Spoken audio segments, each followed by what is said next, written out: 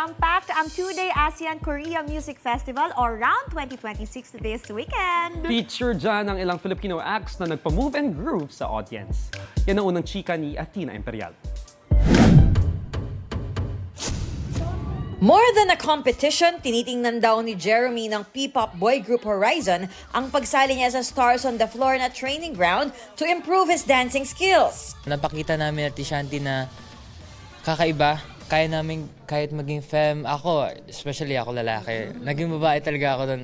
Nag-commit talaga ako into that character. Lagi ko lang po nilook forward na comment is yung kay Coach Shebe.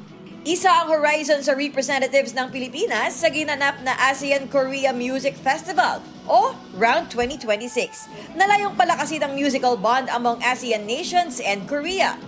Bukod kay Jeremy ng Horizon, nagpasiklab din sina Sofia ng Kaya at Joker ng First One. Ito ang unang pagkakataong ginanap sa Pilipinas ang international musical event. At isa sa hosts ang kapusong artist na si Gabby Garcia.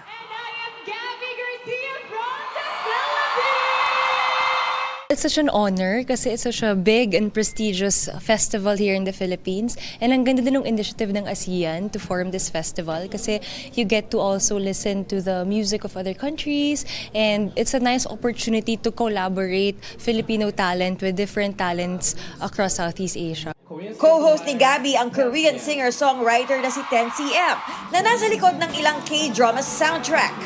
Jam-packed ang Smart Araneta Coliseum dahil sa two-day event. Standout ang performance ng Korean group Mellow Mans na kinanta ang Love Maybe na kabilang sa soundtrack ng K-drama Business Proposal and animated film K-pop Demon Hunters.